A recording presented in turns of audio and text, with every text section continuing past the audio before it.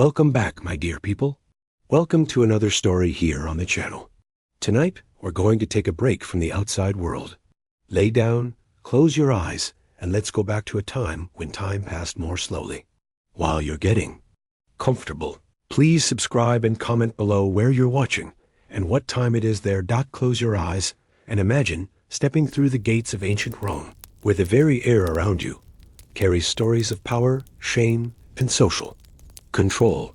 In our modern world, we might worry about forgetting deodorant before an important meeting. But in the eternal city, your scent could determine your fate in ways both profound and disturbing. Tonight, we journey into a world where the nose ruled. Alongside the sword, where the delicate perfume of rose oil could elevate you to the heights of society, while the honest sweat of labor could brand you as subhuman. This is not merely a tale of hygiene, but a window into the soul of an empire that measured worth by the sweetness of one's breath and the purity of one's skin. The Romans understood something we've perhaps forgotten. That smell is memory. That fragrance is power. And that in a city of nearly 1 million souls pressed together in narrow streets and towering insulae, controlling odor meant controlling people themselves. As you settle into comfort, allow yourself to breathe in the complex bouquet of ancient Rome, where every scent told a story of status, struggle, and the eternal human desire to belong. We'll walk together through 4 distinct yet interconnected worlds. First, the daily reality of ordinary Romans, desperately trying to smell acceptable in a society that punished the aromatic failures. Then into the dramatic story of mass expulsions that revealed the true cruelty of scent-based discrimination. Next, we'll uncover the mysterious archaeological evidence of forced bathing and corrective incense. And finally, we'll contrast this harsh reality with the perfumed paradise of the elite, where slaves were treated as living air fresheners in a world drunk on luxury. Picture yourself awakening in a cramped apartment on the 3rd floor of an insula in the Subura district, where the morning air already carries the mingled aromas of cooking fires, unwashed bodies, and the ever-present undertone of human waste. From the streets below, you are a baker's apprentice, and your day begins before dawn with the knowledge that your very survival depends not just on your skills with dough and ovens, but on your ability to present yourself as worthy of Rome. Society through the careful management of your personal scent. The Romans had created an intricate social hierarchy based on smell that permeated every aspect of daily life. Your first task each morning was not to break your fast or say your prayers, but to assess your aromatic status. The night's sleep had left you with the natural oils and odors of the human body, but in Rome, nature itself was considered a mark of barbarism. You would reach for a small clay vessel containing a mixture of ground pumice, charcoal, and herbs, a primitive but essential cleansing paste that every working Roman kept beside their sleeping mat.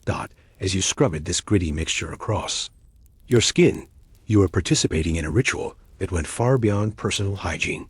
This was an act of social conformity, a daily declaration that you understood your place in the complex web of Roman society. The paste stung slightly as it worked, removing not just dirt and oil, but also what the Romans called the scent of labor, that telltale combination of sweat, wood smoke, and manual work that immediately marked someone as belonging to the lower classes. But cleansing was only the beginning. From a carefully hoarded collection of small vials and pouches, you would select your aromatic armor for the day. Perhaps a few drops of diluted rose water behind your ears, or a pinch of ground cinnamon mixed with olive oil to rub into your wrists. These weren't luxuries. They were necessities for anyone who hoped to move through Roman society without persecution. The scent of roses, even in its most diluted form, whispered of civilization and refinement. The warm spice of cinnamon suggested exotic trade connections and prosperity. Your clothing, too, required careful attention. The single tunic you owned had been washed in the fuller's shop just 3 days ago, treated with human urine and fullers, earth to remove odors and stains. But already, it was beginning to carry the accumulated scents of your daily life, the yeasty sweetness of bread, the acrid smoke of the ovens, the salt of your own perspiration. You would shake it vigorously, then hold it near the small brazier where a mixture of dried lavender and bay leaves smoldered, allowing the fragrant smoke to permeate the fabric. As you prepared to leave your tiny dwelling, you were acutely aware that every step into the public sphere was a test. The narrow streets of Rome were patrolled not just by vigils and urban cohorts, but by an informal network of citizens who served as aromatic judges. A merchant catching a whiff of unwashed skin might refuse to sell to you. A patron noticing the scent of manual labor might strike your name from his list of clients. Most dangerous of all, a magistrate, detecting what he deemed the stench of insubordination, might order you seized for public humiliation or worse. The psychological weight of this constant surveillance was immense. You found yourself breathing shallowly in crowded spaces, terrified that your own exhalations might betray you. You avoided eating foods with strong odors, onions, garlic, fish sauce, not because you disliked them, but because their aroma could cling to your breath and skin for hours. When you did eat, you would chew small pieces of mastic resin or aniseeds, natural breath fresheners that had become as essential to survival as bread itself. The morning journey to the bakery took you through the forum, where the social hierarchy of scent was most clearly displayed. Here, you would encounter citizens from every level of society, and the invisible boundaries between them were marked as clearly by smell as by clothing or jewelry. You learned to read these aromatic signals, like a language of survival. The sweet, heady perfume of imported nard oil announced the presence of someone far above your station, someone you should approach with downcast eyes and held breath, lest your own scent offend them. Middle-class merchants and freedmen carried their own distinctive bouquet, less exotic than the elite, but still carefully cultivated. They favored local herbs like rosemary and thyme, mixed with olive oil and applied with calculated precision. Their scent spoke of prosperity without ostentation, of success without aristocratic pretension. You could approach these people for business, but always with the awareness that your own more humble aromatics marked you as their social inferior. But it was the presence of other working people that created the most complex navigational challenges. A fellow baker might smell reassuringly familiar, his scent telling the story of shared labor and common struggles. But a tanner or a dyer, carrying the sharp chemical odors of their trades, might be actively shunned by other workers desperate to distance themselves from the most stigmatized professions. The social hierarchy of scent created divisions even within the working classes, as people competed to smell just slightly more acceptable than their neighbors. Your work at the bakery itself was a constant battle against aromatic contamination. The ovens filled the air with smoke that clung to skin and clothing. The fermentation process of bread making created its own distinctive odors. Flour dust settled into every pore, creating a dusty, grain-heavy scent it immediately identified you as a baker to anyone who came near. You learned to work with small sachets of herbs tucked into your belt, pulling them out periodically to crush between your fingers, releasing their fragrance to mask the more obvious signs of your occupation. The midday break brought its own challenges. Other workers would gather in small groups to share food and conversation, but these social interactions were constantly mediated by aromatic awareness. You would position yourself downwind from those who smelled more acceptable, while subtly moving away from those whose scent might contaminate your own. Conversation itself became a careful dance, as speaking too close to someone's face risked offending them with your breath, while standing too far away might suggest that you found their scent objectionable. The afternoon brought the daily ritual of the public baths, but for working Romans, this was far from a luxury. The thermae were another arena of social competition, where your scent would be most thoroughly evaluated by your peers. You would arrive carrying a small bundle containing not just your strigil and oil, but a carefully assembled collection of aromatic preparations designed to transform you from a working person into someone worthy of Roman society. The bathing process itself was elaborate and purposeful.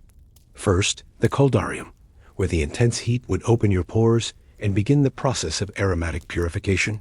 Here, you would work the scented oils into your skin, knowing that this was your opportunity to literally absorb the fragrances that would protect you in the social interactions to come. The tepidarium allowed for more careful application of perfumes and unguents, while the frigidarium sealed these protective scents into your skin with a shock of cold water. But even in the baths, the hierarchy of scent was carefully maintained. The oils and perfumes available to you were of much lower quality than those used by the wealthy, and everyone present understood these distinctions. A working person who tried to use fragrances above their station would be immediately identified. as either a thief or someone with dangerous pretensions to social climbing. The aromatic boundaries of class were as rigid as any law, and violating them carried real consequences. The evening return to your insula brought a different set of challenges. The narrow streets trapped odors, creating a complex atmospheric stew that could either hide or amplify your personal scent. You learned to navigate these aromatic landscapes with the skill of a sailor reading winds, understanding how the scent of cooking fires might mask the smell of honest sweat, or how the perfume of a nearby tavern might provide cover for your own more humble fragrances. Your neighbors in the Unsula were engaged in the same daily struggle, creating a complex web of aromatic surveillance and mutual support. The woman who sold vegetables would share information about which herbs were most effective for masking particular odors. The retired soldier who lived below would trade small amounts of exotic spices for minor favors. Everyone understood that survival in Rome required not just individual attention to scent, but a community-wide effort to maintain acceptable aromatic standards. As darkness fell and you prepared for sleep, the process of aromatic maintenance continued. Your skin would be treated with a mixture of olive oil and herbs, not just for health, but to ensure that tomorrow's cleansing ritual would be more effective.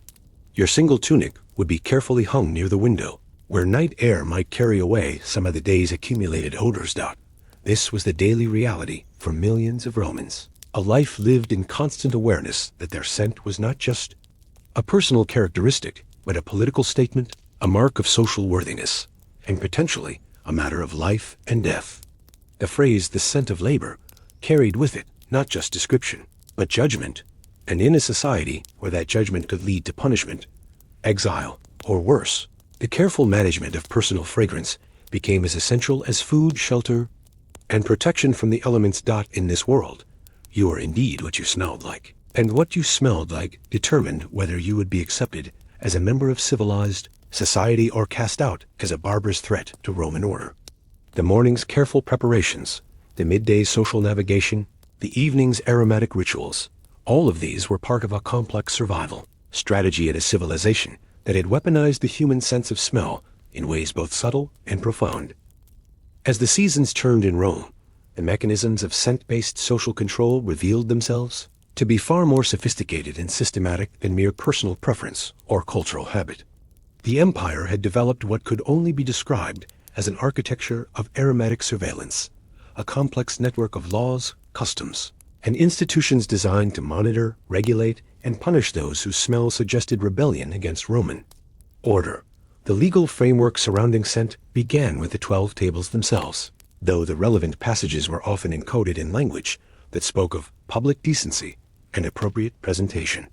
By the time of the early empire, however, these vague pronouncements had evolved into specific regulations that governed everything from the types of perfume citizens could wear to the aromatic standards required for participation in public life.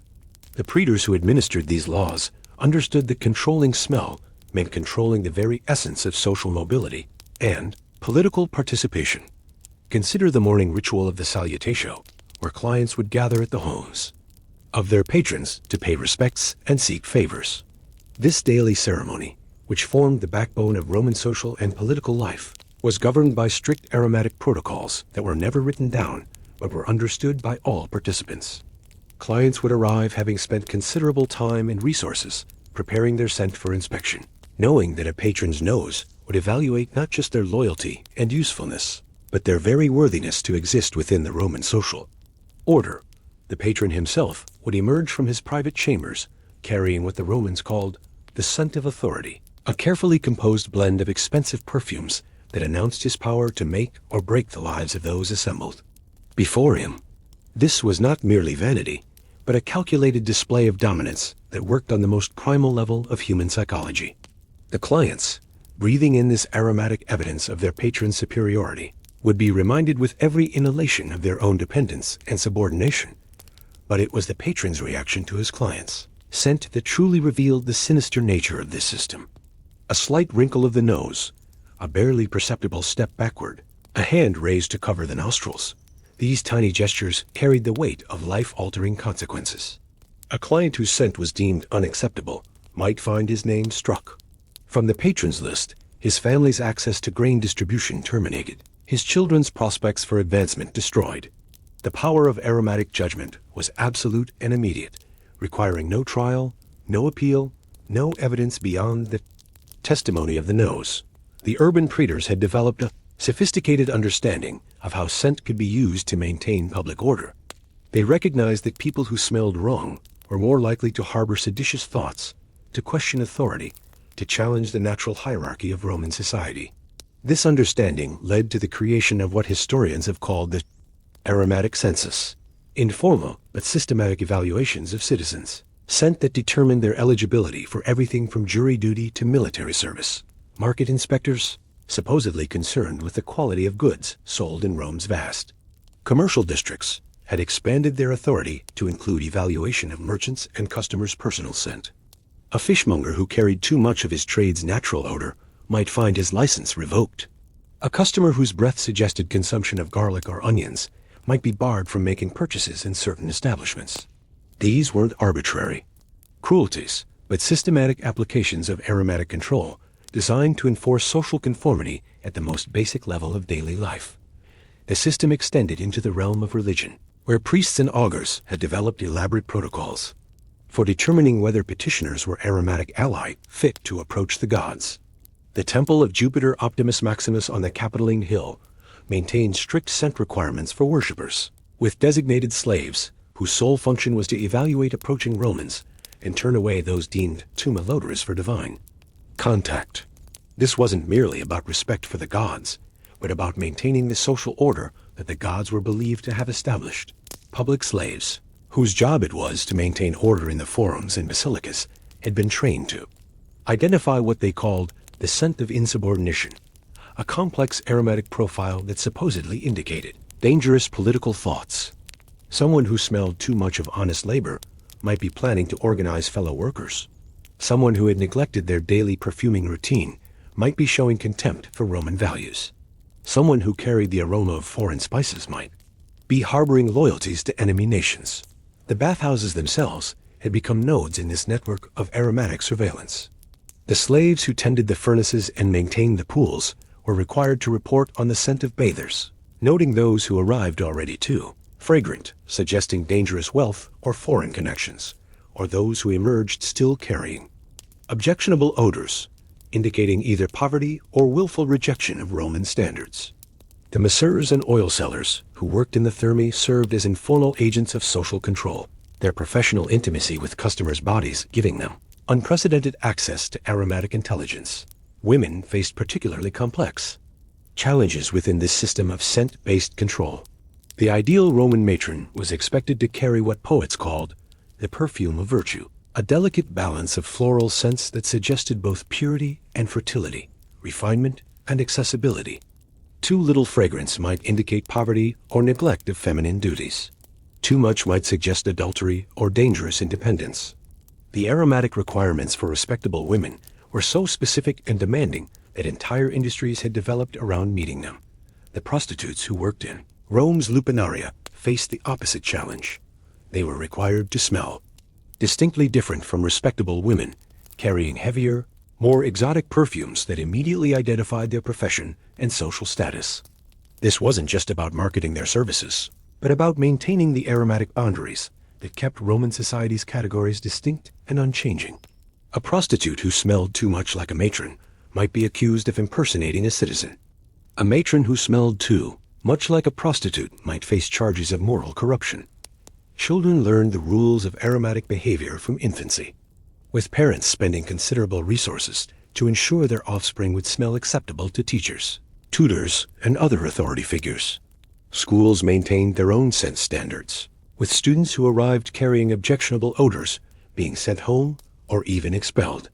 The pedagogues who supervised education understood that teaching proper aromatic presentation was as important as instruction in rhetoric or mathematics, perhaps more important, since a student who smelled wrong would never have the opportunity to use their other skills. The military had developed its own complex relationship with scent and social control. Soldiers were expected to maintain what was called the aroma of discipline, a carefully balanced combination of cleanliness, leather, metal polish, and subtle herbal scents that suggested both toughness and civilization. Veterans who had been discharged and returned to civilian life often struggled to readjust their aromatic presentation, their years of military scent discipline making them seem either too rigid or too foreign for ordinary Roman society. Foreign merchants and visitors to Rome faced perhaps the greatest challenges in navigating this aromatic landscape. The scents that marked them as exotic and potentially valuable, rare spices, foreign perfumes, unusual combinations of familiar fragrances, were the same ones that marked them as potentially dangerous outsiders. A Syrian trader carrying the scent of frankincense might be welcomed in the luxury markets, but viewed with suspicion in the popular assemblies. A Gallic chieftain who had adopted Roman perfumes might be seen as a useful ally or a dangerous pretender, depending on how successfully he had mastered the subtle, aromatic codes of imperial society. The seasonal variations in Roman aromatic standards added another layer of complexity to this system of control. Summer scents were expected to be lighter and more floral, suggesting the abundance and fertility of the growing season. Winter fragrances were heavier and more resinous, evoking the warmth and security of indoor life. Citizens who failed to adjust their aromatic presentation to match these seasonal expectations might find themselves marked as foreign, disoriented, or dangerously out of touch with natural Roman rhythms. The economic implications of this aromatic control system were staggering. Ordinary Romans might spend as much as a quarter of their income on perfumes, oils, and aromatic preparations necessary for social survival. The perfume trade had become one of Rome's most lucrative industries, with fortunes made and lost based on the ability to predict and supply the scents that would mark their users as acceptable members of society. The Arabian and Indian merchants, who supplied exotic aromatics to Roman markets, wielded influence far beyond their official diplomatic status. Their control over essential scent ingredients, giving them leverage in negotiations that touched every aspect of imperial policy. The psychological effects of living under such constant aromatic surveillance were profound and lasting. Romans developed what could only be described as a form of olfactory anxiety, an obsessive concern with their own scent that affected every aspect of their daily behavior. People would spend hours each day in aromatic preparation, constantly checking and adjusting their fragrance, seeking reassurance from friends and family about their acceptability. The fear of smelling wrong became a form of social terrorism that kept the population in a state of perpetual insecurity and dependence. This system of aromatic control had created a society where the most intimate aspects of human existence, the natural sense of the body, the unconscious responses to different fragrances, the deep psychological associations between smell and memory, had been colonized by political authority. Romans could no longer trust their own noses, no longer rely on their instinctive responses to scent, no longer enjoy the simple pleasure of natural human fragrance. Every breath had become a political act, every scent a potential weapon or shield in the endless struggle for social survival. The records from this period speak of people who had become so obsessed with their own smell that they could no longer function normally in society, spending all their time and resources on aromatic preparation while neglecting family, work, and civic duties. Others had developed what physicians called aromatic madness, a condition where the constant stress of scent-based social evaluation had led to complete psychological breakdown. The very system designed to maintain social order through aromatic control was creating new forms of disorder and dysfunction that threatened stability it was meant to protect. As we'll see in the next part of our journey, these individual struggles and systematic pressures would eventually culminate in moments of spectacular cruelty, where the aromatic prejudices of Roman society would be unleashed with devastating force against those deemed most vulnerable to its judgment. The spring of 127 CE marked a turning point in Rome's relationship with scent-based social control, though the events that unfolded would not be recorded in the official histories for reasons that will become clear as our story progresses. The winter had been particularly harsh, disrupting the supply chains that brought aromatic materials from across the empire. The price of even basic perfuming ingredients had tripled, while the quality of available scents had declined dramatically. For the first time in generations, significant numbers of Romans found themselves unable to maintain the aromatic standards that society demanded of them. The crisis began subtly, as these things often do. In the markets of the Subura, vendors noticed that their regular customers were arriving with less carefully prepared scents. The mixture of human sweat, cooking smoke, and honest labor that the aromatic control system had worked so hard to suppress began to reassert itself in public spaces. At first, this was dismissed as a temporary inconvenience, something that would correct itself once the trade routes reopened and normal supplies resumed. But the aromatic crisis exposed deeper tensions that had been building within Roman society. For decades, the working classes, who had borne the heaviest burden of scent-based discrimination, began to question why they should exhaust themselves and their families maintaining standards that seemed designed primarily to humiliate them. Whispered conversations in the bathhouses and taverns began to challenge the fundamental assumptions of aromatic hierarchy. Why should the smell of honest work be considered shameful? Why should people who grew the food and built the buildings that sustained Rome be made to feel inferior because they carried the scent of their labor? The first organized resistance began among the bakers, whose work required them to rise before dawn and whose trade left them constantly marked by the distinctive aromatic signature of flour, yeast, and oven smoke. A group of master bakers led by a freedman named Marcus Flavius Odorus began meeting in secret to discuss what they called aromatic liberation, the radical idea that Romans should be free to smell like themselves rather than like the artificial fragrances imposed by social convention. Odorus himself was a fascinating figure, a former slave who had purchased his freedom through decades of careful saving and had built a successful bakery in the Aventine district. He had spent years perfecting the art of aromatic disguise, learning to mask his professional scent with expensive perfumes and careful grooming. But the recent crisis had made such preparations unaffordable for most of his workers, and he had watched with growing anger as good people were humiliated and excluded from society simply because they smelled like the bread they made. The movement that grew around Odorus's bakery was unlike anything Rome had seen before. Instead of trying to overthrow the political system or challenge the authority of the emperor, these rebels focused on the most intimate and personal aspects of social control. They organized what they called aromatic strikes, coordinated refusals to use perfumes or aromatic preparations. They developed networks for sharing information about which public spaces were most tolerant of natural human scent. They created support systems for people who had been excluded from social participation because of their smell. The Roman authorities initially dismissed this movement as the desperate actions of people too poor to afford proper perfumes. But as the aromatic strikes spread from the bakers to other trades, the blacksmiths, the tanners, the dyers, the construction workers, it became clear that something more fundamental was happening. These weren't just economic protests, but challenges to the very foundations of Roman social hierarchy.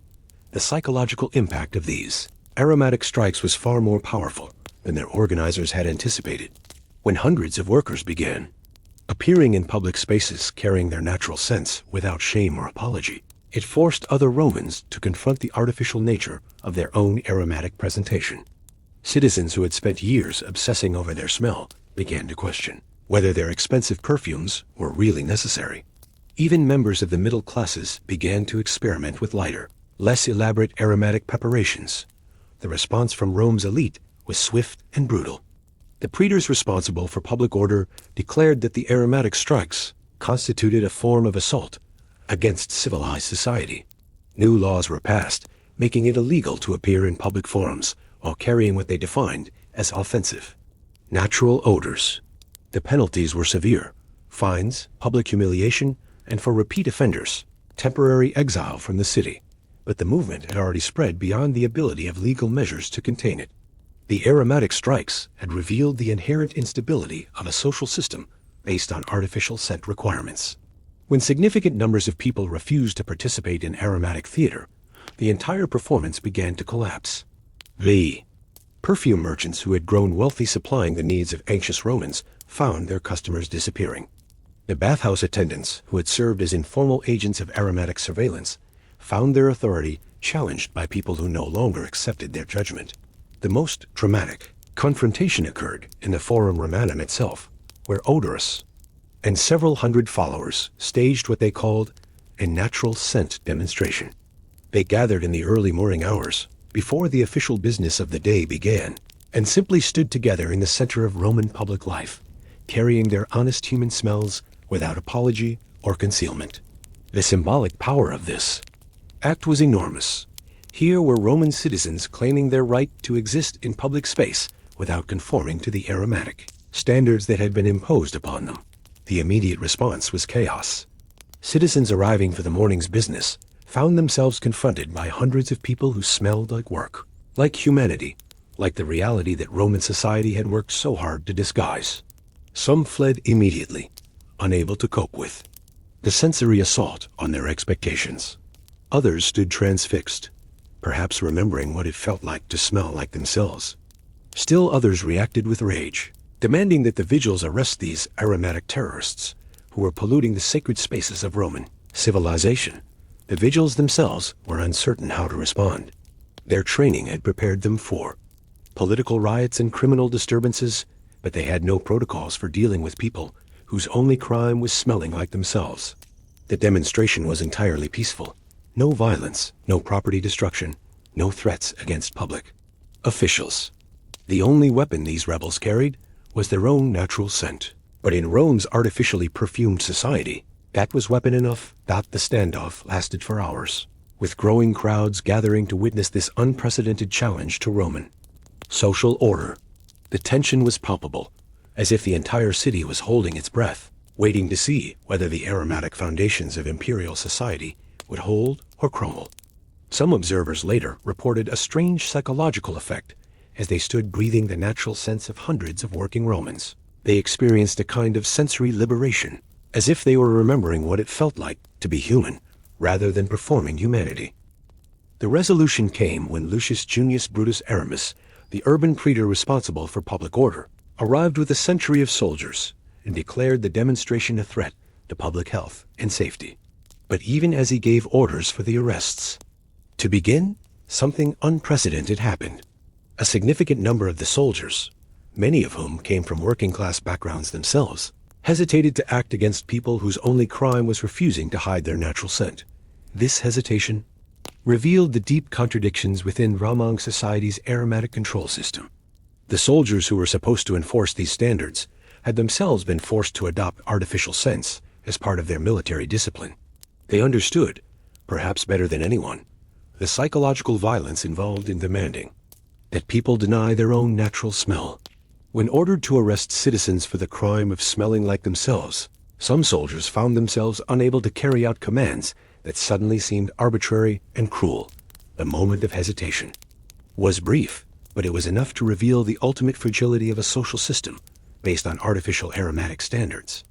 In the end, the demonstration was dispersed, the leaders arrested, and the forum restored to its normal perfumed state. But the psychological damage to the aromatic control system was permanent. Romans had seen that their scent-based social hierarchy was not natural or inevitable, but artificial and constructed, and therefore changeable. The aftermath of the aromatic strikes was complex and lasting. The immediate crackdown was severe, with hundreds of people arrested and punished for refusing to conform to Roman scent standards. But the movement had planted seeds of doubt about the entire system of aromatic control, and it would continue to grow in the years that followed. The perfume industry, which had seemed so stable and profitable, began to experience declining sales as more Romans questioned whether expensive fragrances were really necessary for social acceptance.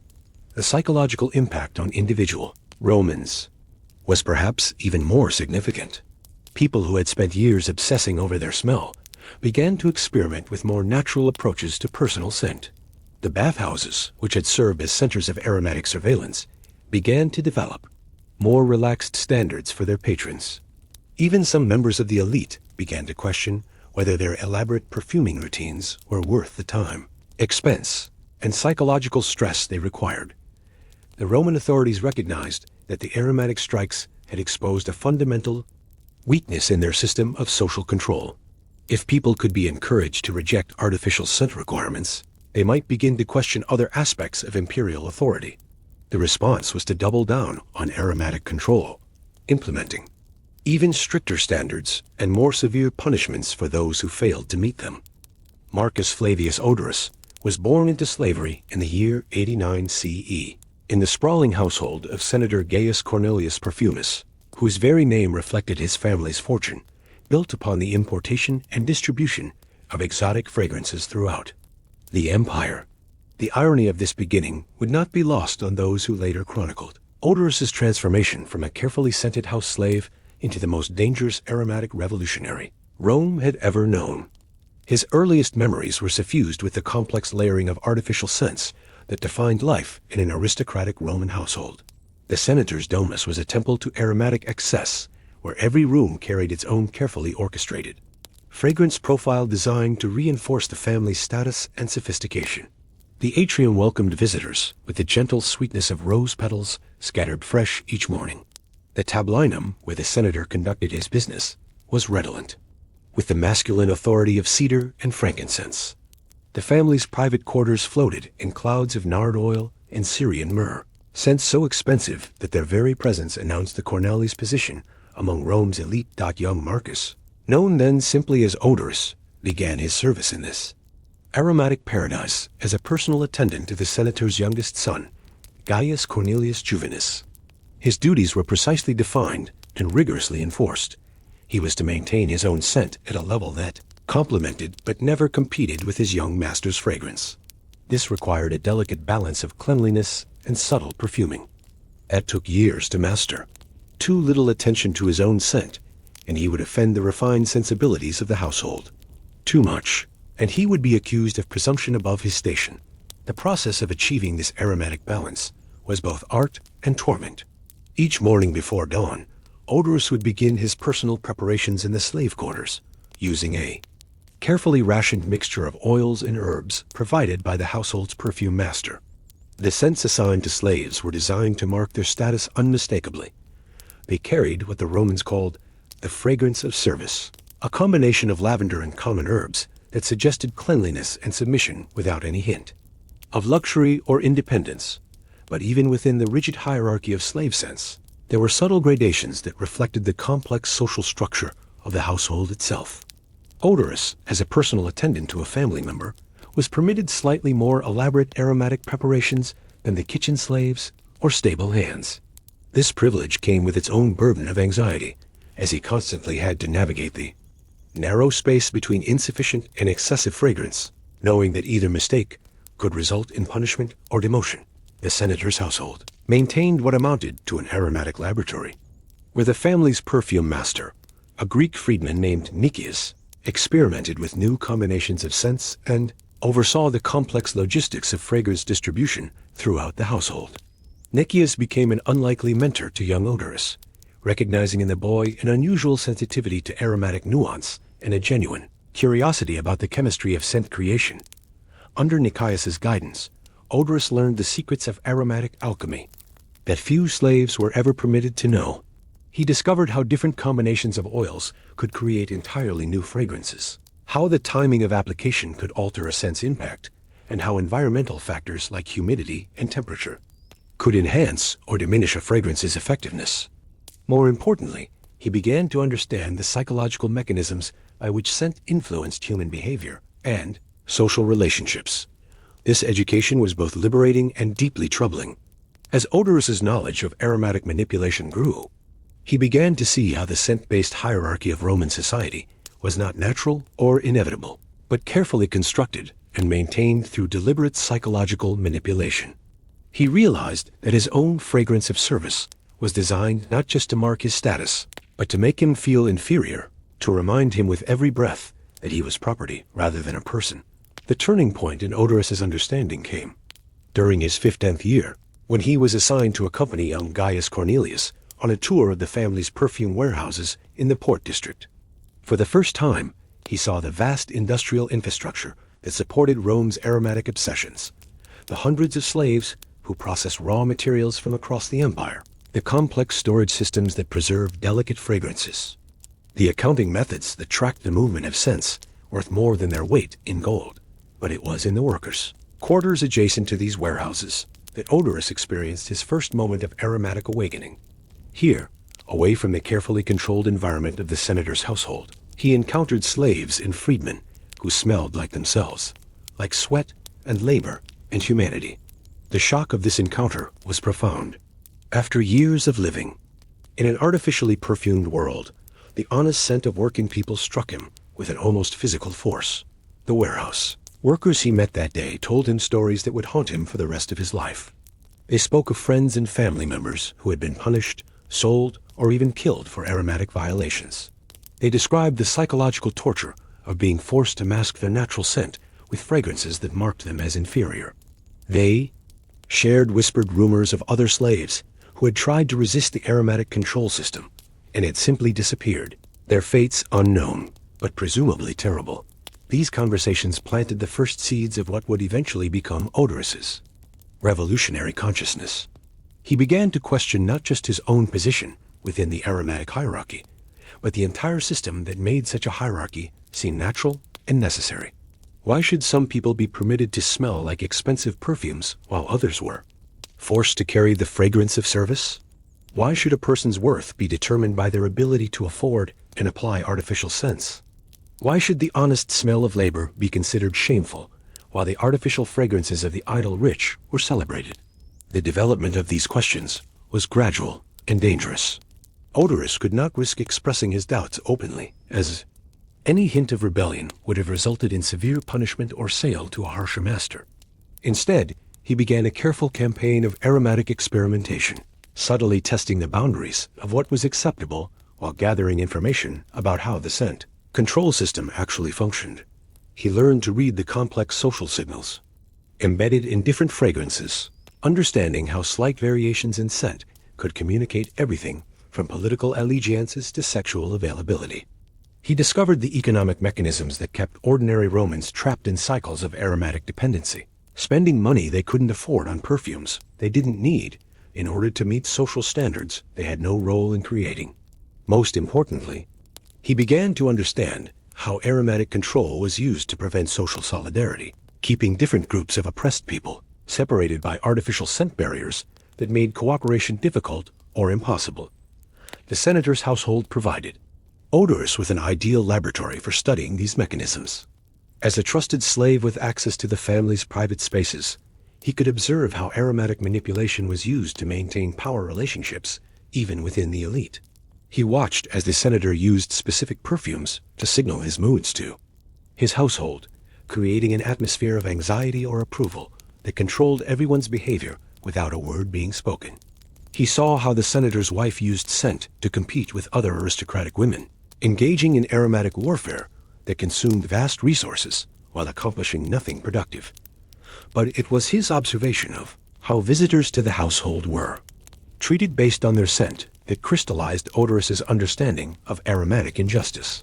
He watched as clients with expensive perfumes were welcomed warmly, while those with more modest fragrances were kept waiting or turned away entirely. He saw how foreign dignitaries were evaluated and categorized based on their aromatic presentation, with their political and commercial proposals judged as much by their smell as by their content. The psychological impact of these observations was cumulative and transformative. Odorous began to experience what he would later describe as aromatic rage, a deep anger at the systematic humiliation and dehumanization that the scent control system imposed on millions of people. This rage was complicated by his own position within the system, as he was simultaneously a victim of aromatic oppression and a beneficiary of the privileges that came with serving an elite household. The tension between these contradictory positions became unbearable during Odorous' 18th year, when he witnessed an incident that would shape the rest of his life. A delegation of Gallic merchants had come to the senator's house to negotiate a contract for importing rare aromatic materials from their homeland. The negotiations had been proceeding smoothly until one of the Gauls, overcome by the heat of the day, began to perspire more heavily than Roman etiquette permitted. The senator's reaction was swift and brutal. He declared that the Gaul's natural scent was offensive to Roman sensibilities and ordered the entire delegation removed from his house. The commercial negotiations, which would have benefited both parties considerably, were terminated immediately. The Gallic merchants, confused and humiliated, were forced to leave without understanding what they had done wrong. But the incident didn't end there.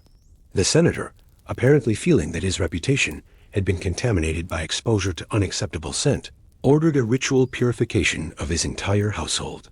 This involved burning expensive incense in every room requiring all slaves to undergo additional perfuming procedures, and disposing of any items that might have been aromatic ally contaminated by contact with the offending galls. Odorous was assigned to assist with this purification ritual, a process that took 3 days and cost more than most Romans earned in a year.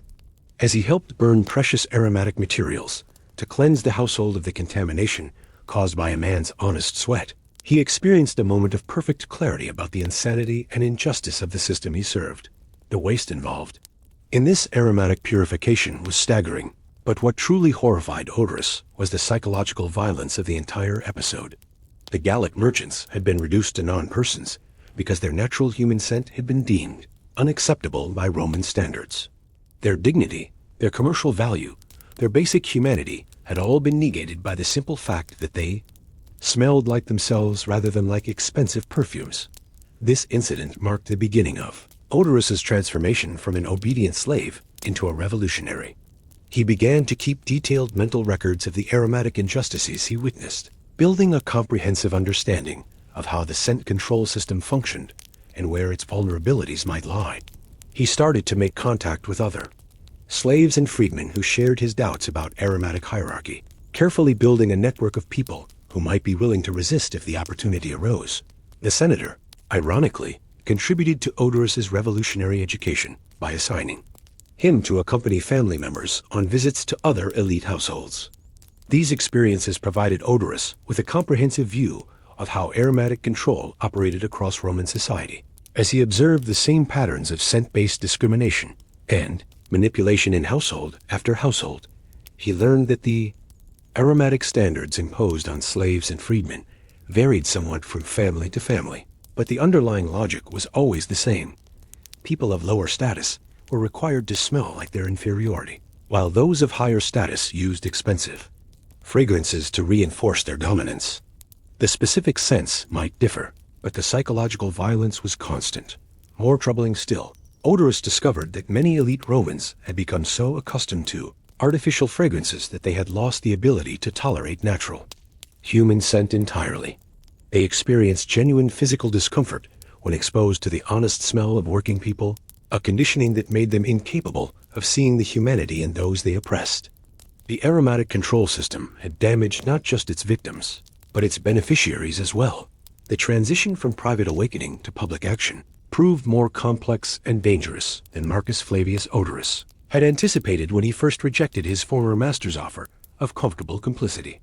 The winter months following his manumission were spent in careful preparation, as he established himself as an independent baker, while secretly building the network of contacts and resources that would be necessary for any meaningful challenge. To Rome's aromatic control system, his bakery, located in a narrow street between the Aventine Hill and the Tiber, became the unofficial headquarters for what Odorous privately called the Liberation Project. The choice of location was deliberate and strategic, close enough to the city center to attract customers from across Rome's social spectrum, but far enough from the main thoroughfares to avoid constant surveillance by the vigiles and other agents of imperial authority. The building itself was modest, with living quarters above the shop and a small courtyard behind where larger gatherings could be held without attracting unwanted attention. The aromatic signature of a bakery provided perfect cover for Odorous's revolutionary activities. The constant presence of flour dust, yeast, and oven smoke created a natural explanation for why visitors to his shop might smell different when they left than when they arrived. More importantly, the honest, working-class scent of bread-making served as a form of aromatic camouflage that helped to disguise the more radical fragrances that some of his co-conspirators carried. The recruitment process was painstakingly slow and careful.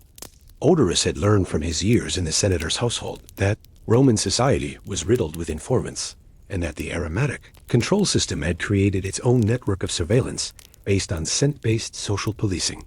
Every potential recruit had to be evaluated, not just for their political reliability, but for their ability to maintain the aromatic discipline necessary for clandestine operations.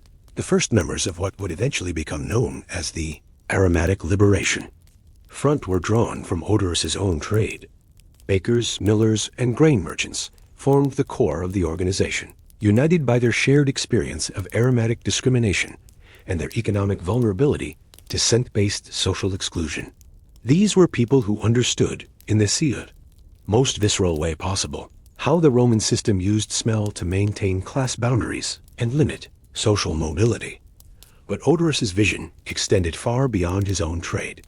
He recognized that the aromatic control system affected every level of Roman society below the elite, creating artificial divisions between groups that should have been natural allies. His recruitment efforts eventually expanded to include construction workers, whose tools and materials left them with a distinctive scent of stone dust and metal. Textile workers, who carried the odors of dyes and processing chemicals. Dock workers, whose proximity to the Tiber and foreign goods marked them with exotic but stigmatized fragrances. And even some members of the urban cohorts, whose military discipline included strict aromatic requirements that many found psychologically oppressive. The ideological foundation of the movement was surprisingly sophisticated, drawing on Odorus's unique educational background and his deep understanding of how aromatic manipulation functioned as a tool of social control. The core principles were simple but revolutionary: that all Romans should have the right to smell like themselves, that artificial aromatic requirements were a form of economic exploitation, that scent-based discrimination was fundamentally incompatible with any meaningful concept of citizenship, and that the psychological violence of forced aromatic conformity was damaging to both individuals and society as a whole. These principles were developed through a series of clandestine meetings held in the bakery's courtyard during the darkest hours before dawn.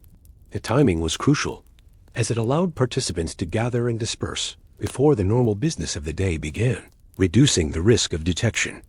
The meetings themselves followed a careful protocol designed to maintain security while building the intellectual and emotional foundation necessary for sustained resistance. Each gathering began with what Odorus called aromatic testimony, personal accounts from participants about their experiences with scent-based discrimination and oppression. These stories served multiple purposes. They helped to build solidarity and mutual understanding among people from different backgrounds. They documented the systematic nature of aromatic injustice, and they provided concrete examples that could be used to develop effective strategies for resistance. The testimonies revealed patterns of abuse and humiliation that were both heartbreaking and radicalizing.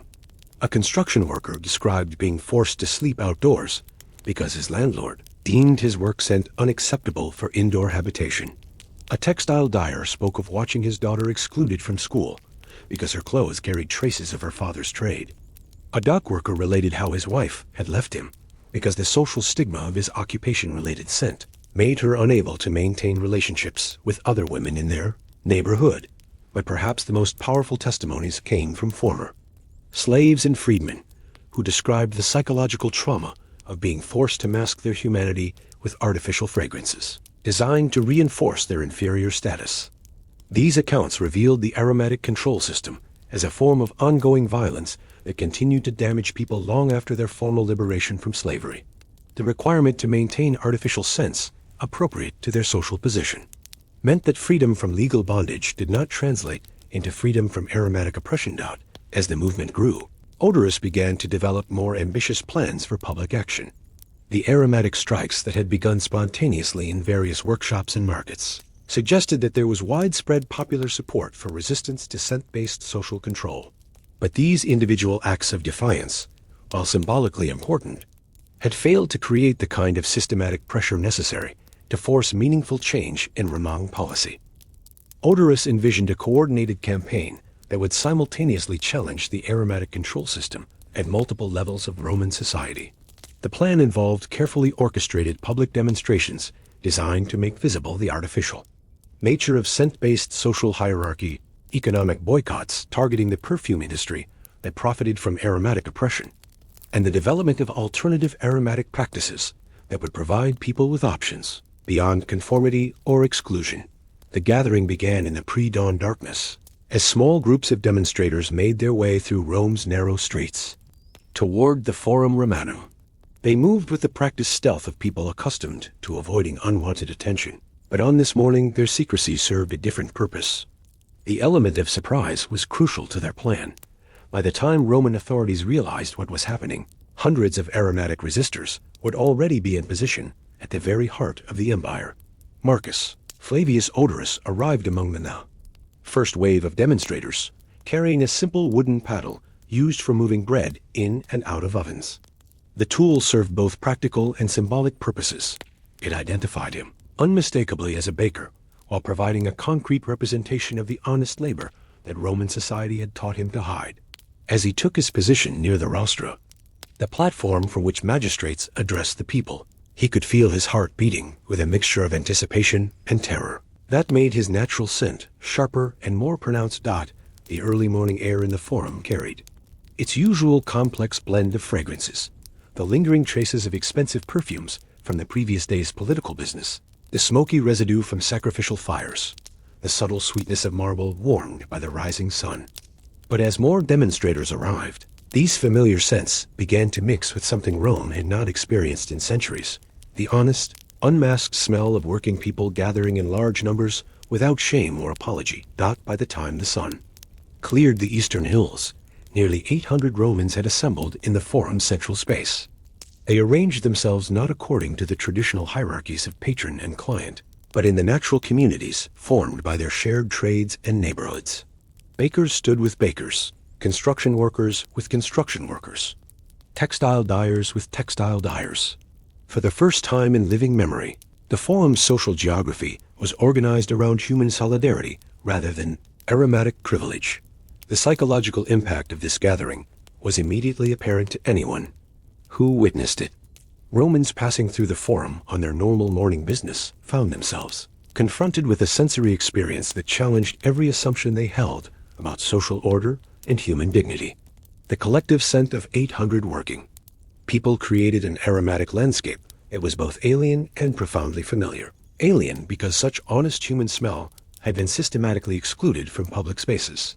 Familiar because it reminded observers of their own humanity beneath the layers of artificial fragrance they wore like armor. The initial response from forum regulars was confusion rather than hostility. Many of the early arriving clients and merchants seemed uncertain about what they were witnessing. The demonstrators were clearly engaged in some form of political action, but their complete peacefulness and the absence of any traditional symbols of rebellion made it difficult to categorize them as a threat. Some observers actually stopped to listen as individual demonstrators began to share their stories, speaking quietly about their experiences with aromatic discrimination and their hopes for a more just society. Odorus himself moved through the crowd, not as a leader demanding attention, but as a facilitator, helping to maintain the peaceful discipline that was essential to their message. He had learned from his years in elite households that dramatic gestures and loud proclamations were often less effective than quiet consistency and patient explanation. The power of their demonstration lay not in any single speech or action, but in the simple fact of their presence. Hundreds of Romans claiming their right to exist in public space without hiding their humanity behind expensive perfumes. The first sign of official concern came when a small unit of vigils arrived at the forum's northern entrance. Their captain, a veteran named Gaius Marius Severus, surveyed the gathering with the practiced eye of someone accustomed to evaluating potential threats to public order. What he saw clearly troubled him, not because the demonstrators were violent or disruptive, but because their action challenged fundamental assumptions about how Roman society should function.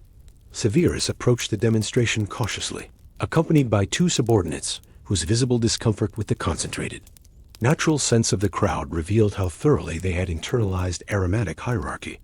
The captain himself seemed less affected by the olfactory challenge, perhaps because his military background had exposed him to a wider range of human smells than most urban Romans experienced. But his professional duty required him to assess whether this gathering violated any laws or posed any danger to public safety. The conversation between Severus and Odorus, conducted in the hearing of both demonstrators and growing numbers of curious observers, would later be remembered as one of the most significant exchanges in the history of aromatic politics. Severus began by asking what authority the demonstrators had for their gathering and what they hoped to accomplish. Odorus responded with careful courtesy, explaining that they were among citizens exercising their traditional right to assemble in public spaces and petition for redress of grievances. Severus pressed for specifics about their grievances. Odorus launched into a detailed explanation of how aromatic discrimination functioned as a barrier to full citizenship for working Romans. He described the economic burden of mandatory perfuming, the psychological violence of forced aromatic conformity, and the way scent-based social hierarchy divided natural allies against each other. His words were calm and reasonable, but their content was revolutionary. He was articulating, in the heart of the Roman Empire, a systematic critique of one of the foundations of imperial social control. The captain's response revealed both his personal sympathy for the demonstrators' concerns and his professional obligation to maintain existing order. He acknowledged that the aromatic requirements imposed on ordinary Romans could be burdensome and arbitrary, but he argued that social customs, however imperfect, existed for good reasons and should not be challenged through public disruption. The exchange was cordial but tense, with both men recognizing that they represented incompatible visions of what Roman society should become. As their conversation continued, word of the demonstration began to spread throughout the city through the informal networks that carried news and gossip across Rome with remarkable speed. The initial reports were confused and contradictory. Some described a gathering of malcontents demanding the right to smell like animals. Others spoke of a peaceful assembly of citizens seeking reasonable reforms to social customs. But all accounts agreed that something unprecedented was happening in the Forum, something that challenged the aromatic foundations of Roman civilization. The arrival of Urban Praetor Lucius Junius Brutus Aramis transformed the situation from a local disturbance into a full-scale political crisis. Aramis had built his career on strict enforcement of social order, and he viewed any challenge to established hierarchy as a personal affront to his authority. His approach to the Forum was deliberately theatrical. He arrived in a litter carried by 8 slaves and surrounded by a cloud of expensive incense, creating a dramatic contrast with the natural sense of the demonstrators. The praetor's immediate assessment of the situation was both swift and brutal. Without attempting to engage with the demonstrators or understand their concerns, he declared their gathering a threat to public health and safety. His reasoning, as he explained to the growing crowd of observers, was that uncontrolled exposure to concentrated natural human scent posed a danger to the refined sensibilities of civilized Romans and could potentially lead to social chaos if allowed to continue. Aramis ordered the demonstrators to disperse immediately, threatening arrest for anyone who remained in the Forum beyond the next hour. But his demand created an impossible situation for the resistors. Compliance would mean abandoning their demonstration and accepting continued aromatic oppression, while defiance would provide justification for whatever level of force the authorities chose to employ. Odorous attempted to negotiate, proposing that the demonstrators would relocate to a less central location if they could be guaranteed the right to continue their peaceful assembly. But Aramis rejected any compromise, declaring that the aromatic contamination caused by their gathering had already made the Forum unsuitable for normal business, and that the only acceptable solution was immediate and complete dispersal. The standoff that followed lasted for nearly 2 hours, during which the tension in the Forum became almost unbearable. The demonstrators maintained their peaceful discipline, but many began to show signs of distress caused by prolonged confrontation with authority. Some quietly slipped away, unwilling to risk the consequences of continued defiance. Others pressed closer together, drawing strength from their collective solidarity and shared commitment to aromatic justice. Meanwhile, Aramis had sent messengers throughout the city, summoning additional forces to deal with what he was now characterizing as an armed rebellion against Roman authority. The aromatic resistance had carried no weapons beyond the simple tools of their trades, but the praetor's reports to his superiors described a dangerous conspiracy that threatened the fundamental stability of imperial society. The forces that assembled in response to these summons were far beyond what any reasonable assessment of the situation would have justified. 3 cohorts of the urban guard, a century of Praetorian guards, and nearly 200 vigils surrounded the Forum, creating an overwhelming display of military force directed against a peaceful gathering of working Romans whose only crime was refusing to hide their natural scent. The psychological effect of this massive show of force was precisely what Aramis intended, to demonstrate that any challenge to aromatic hierarchy would be met with whatever level of violence proved necessary. To restore order, the message was directed not just at the demonstrators themselves, but at the thousands of Romans who had gathered to witness the confrontation and who might be tempted to support aromatic resistance in the future. But the praetor's strategy contained a fatal miscalculation. The overwhelming disproportion between the peaceful nature of the demonstration and the violent response it had provoked created a powerful symbolic statement that worked against the authorities rather than for them.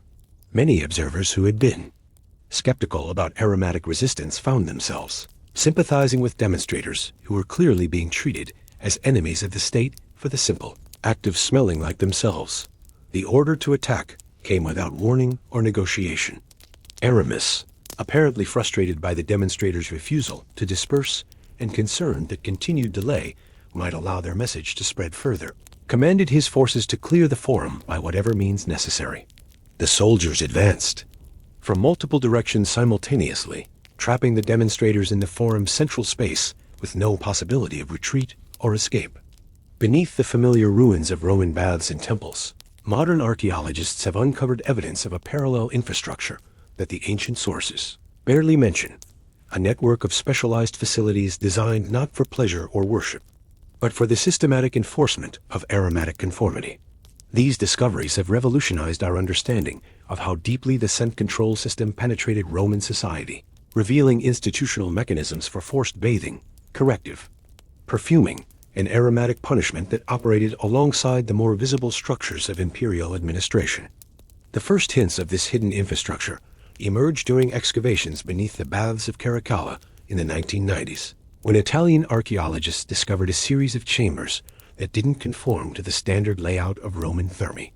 These rooms were smaller and more austere than the typical bathing facilities, with drainage systems that suggested they were designed for processing large numbers of people efficiently rather than providing luxurious bathing experiences. Most puzzling were the remnants of sophisticated ventilation systems and the traces of chemical residues that indicated the use of powerful aromatic substances. Dr. Elena Profumata, the lead archaeologist on the project, initially dismissed these anomalous chambers as storage areas or service facilities related to the main baths.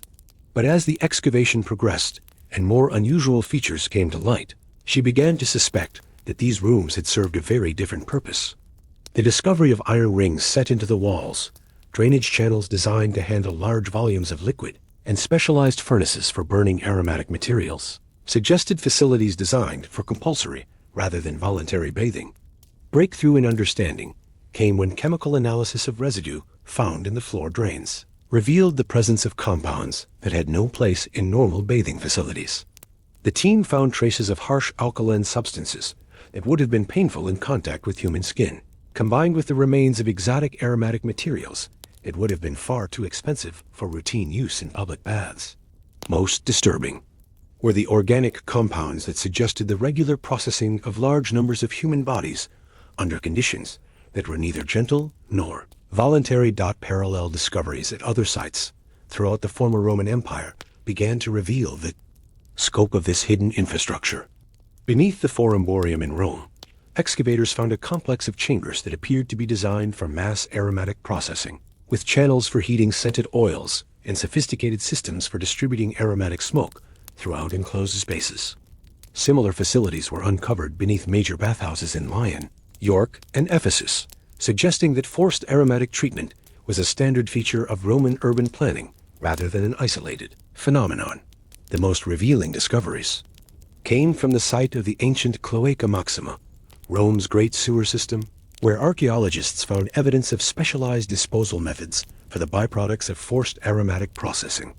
The chemical signatures found in sediment layers, corresponding to the 2nd and 3rd centuries CE, included traces of human hair, skin, and bodily fluids that had been treated with harsh cleansing agents and powerful perfumes. The quantities involved suggested systematic processing of thousands of people over extended periods. Dr. Profumata's team developed sophisticated techniques for analyzing these aromatic archaeological deposits using gas chromatography and mass spectrometry to identify the specific compounds used in Roman scent control facilities. Their findings revealed a complex chemistry of oppression, with different aromatic treatments apparently designed for different categories of social offenders. The residues suggested separate processing protocols for people who smelled of different types of work, different social classes, and different ethnic backgrounds. The discovery of written records at these sites proved even more disturbing than the physical evidence. Hidden beneath centuries of debris, archaeologists found fragments of administrative documents that detailed the operation of what the Romans euphemistically called aromatic correction facilities. These papyri and wax tablets revealed a bureaucratic apparatus of stunning sophistication, with detailed procedures for identifying, capturing, and processing Romans whose scent was deemed unacceptable by imperial standards. One particularly well-preserved document, found beneath the baths of Diocletian, contained what appeared to be an operational manual for facility supervisors. The text, written in the dry administrative Latin of imperial bureaucracy, provided step-by-step instructions for aromatic remediation procedures that read like a handbook for systematic torture. The document specified different treatment protocols based on the severity of aromatic offenses, with punishments ranging from forced bathing with caustic substances to prolonged exposure to concentrated aromatic vapors designed to induce psychological conditioning. The manual revealed that these facilities operated under the authority of a previously unknown imperial office called the Praefectus Aromatum, a prefect of sense whose jurisdiction extended throughout the empire. This official and his subordinates were responsible for maintaining aromatic order through a combination of surveillance, enforcement, and punishment that operated parallel to the more familiar structures of Roman law. The aromatic correction system had its own courts, its own prisons, and its own methods of punishment that left no visible scars but inflicted lasting psychological damage.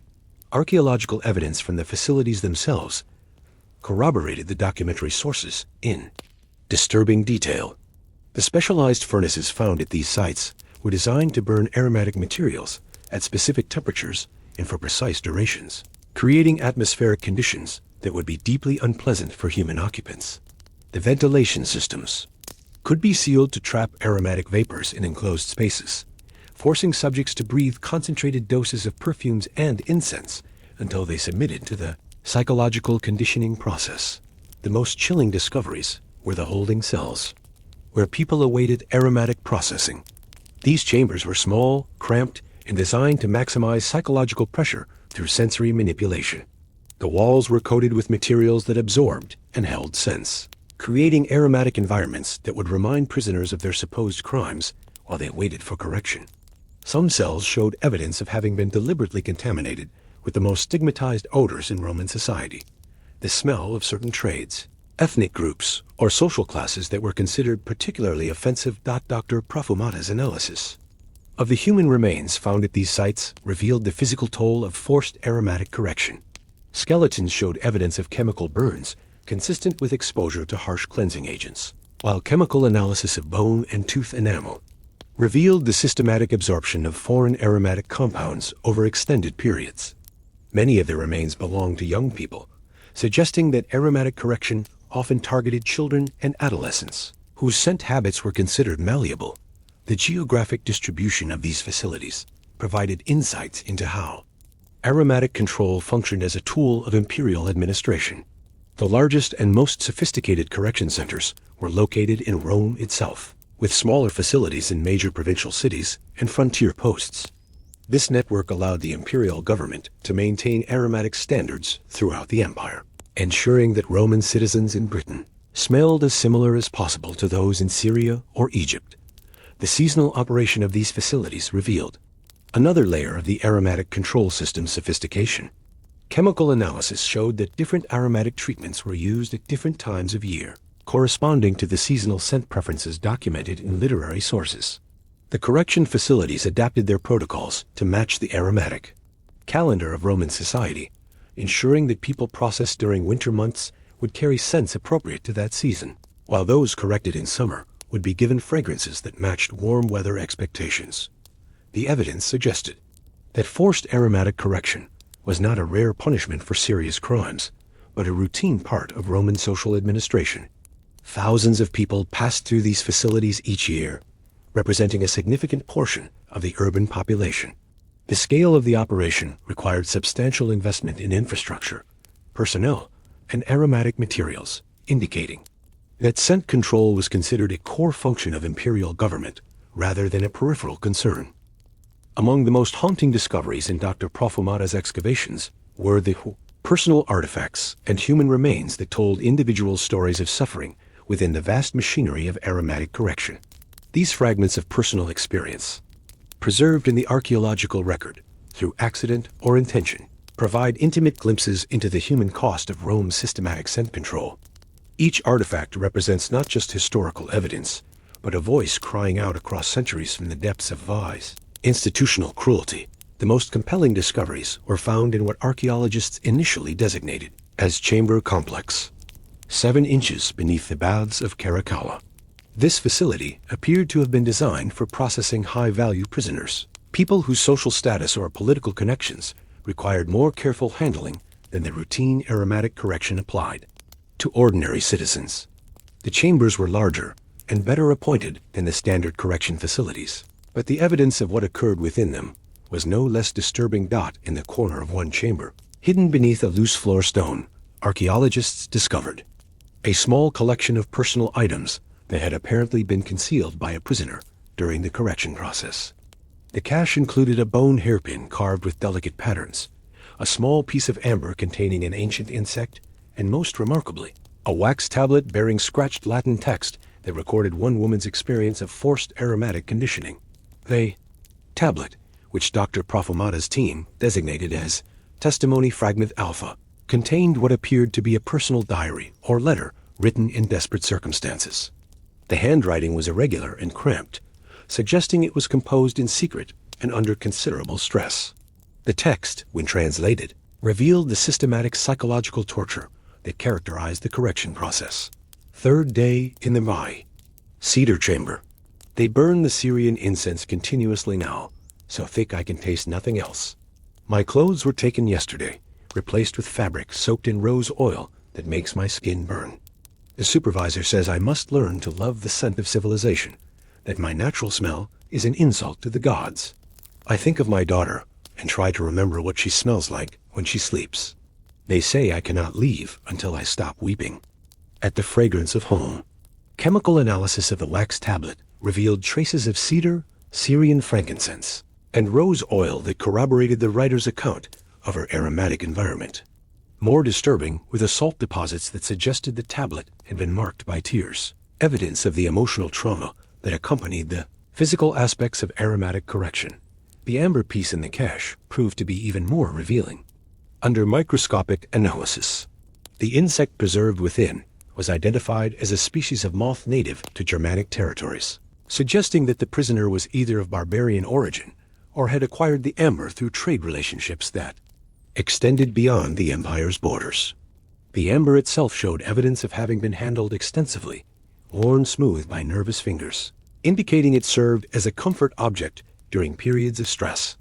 The bone hairpin was carved in a style characteristic of Celtic metalworking traditions, though executed in bone rather than metal.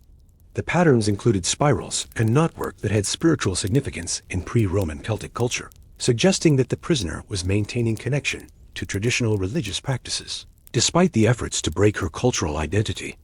Through aromatic conditioning, X-ray analysis revealed that the pin contained a hollow cavity that still held traces of aromatic materials, lavender and meadowsweet, that were sacred plants in Celtic tradition. The human remains found in chamber. Complex 7 told their own stories of resistance and suffering. One skeleton, designated as individual C7 to 23, showed evidence of prolonged exposure to caustic aromatic treatments. The bones displayed characteristic patterns of chemical erosion that indicated systematic application of harsh cleansing agents over a period of months.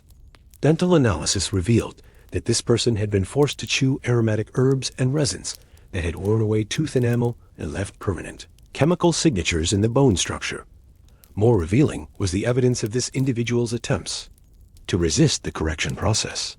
The skeleton showed healed fractures consistent with physical restraint, while chemical analysis of fingernail remains revealed traces of wall plaster and mortar, suggesting desperate attempts to escape confinement. Most poignantly, microscopic analysis of the person's clothing revealed carefully hidden seeds from plants native to northern Gaul, apparently preserved as connections to home and identity that the correction process was designed to eliminate. Documentation found with these remains included administrative records that provided context for the personal artifacts. A partially preserved papyrus fragment recorded the case of Vercingetorix's daughter Carataka, a high-status Gallic prisoner who had been sentenced to complete aromatic rehabilitation following her family's involvement in anti-Roman resistance. The records indicated that her correction was intended not just to eliminate her barbarian scent habits, but to prepare her for eventual marriage to a Roman citizen as part of a political alliance. The progression of Karataka's treatment was documented in chilling detail. Initial assessments described her natural scent as redolent of foreign lands and dangerous independence, while later reports tracked the gradual breakdown of her resistance to Roman aromatic standards. The final entries, written months later, recorded her successful conditioning. Subject now demonstrates appropriate revulsion to barbarian fragrances and shows preference for civilized scents, suitable for integration into Roman household, pending approval of prospective husband. But the physical evidence suggested that Karataka's apparent submission was at least partially feigned. The hidden artifacts found in her chamber indicated that she had maintained secret connections to her cultural identity, even while outwardly conforming to Roman expectations. The aromatic materials concealed in her hairpin would have provided subtle olfactory reminders of her true heritage, while the amber talisman served as a physical connection to the natural world that Roman aromatic standards sought to replace. With artificial substitutes, the discovery of children's remains in the correction facilities provided perhaps the most disturbing evidence of how thoroughly the aromatic control system penetrated Roman society. Individual C7-31 was identified as a girl approximately 8 years old whose bones showed evidence of systematic aromatic conditioning from early childhood. The chemical signatures in her skeletal remains indicated prolonged exposure to expensive, imported perfumes, but in concentrations that would have been toxic to. Developing systems. The administrative records associated with this child's case revealed that she was the daughter of a wealthy Roman family who had been placed in correction after displaying what officials termed aromatic deviance. The specific nature of her offense was described as persistent attraction to unseemly natural scents despite appropriate upbringing and social position. The correction protocol designed for her case involved complete isolation from natural aromatic environments and intensive conditioning using synthetic fragrances designed to create aversion responses to organic scents. The most profound revelations from the archaeological investigation of Roman aromatic control emerged when Dr. Profumata's team began analyzing the religious and cultural dimensions of the correction system. What they discovered was evidence of a systematic campaign to eliminate not just individual aromatic preferences, but entire cultural traditions, religious practices, and ways of understanding the relationship between scent and the sacred. The aromatic correction facilities had served as instruments of cultural genocide, designed to erase the diversity of human aromatic experience and replace it with a single, imperially approved vision of civilized scent. The breakthrough in understanding this cultural dimension came during excavations beneath the temple complex of Jupiter Optimus Maximus on the Capitoline Hill. Here, archaeologists uncovered what appeared to be a specialized facility for processing religious prisoners, people whose aromatic crimes involved the practice of non-Roman religious traditions. The chambers in this facility were arranged around a central courtyard that contained the remains of what had once been an elaborate altar complex, but one designed for destruction rather than worship. The altar's design was unlike anything previously found in Roman religious architecture. Instead of the traditional stone construction used for sacrifice and offering, this structure was built from a special ceramic material designed to withstand extreme temperatures while containing and concentrating aromatic vapors.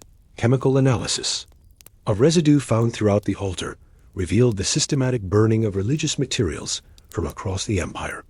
Sacred herbs from Celtic traditions, incense formulations from Egyptian mystery cults, aromatic oils used in Germanic shamanic practices, and even the distinctive perfumes associated with Jewish religious observance.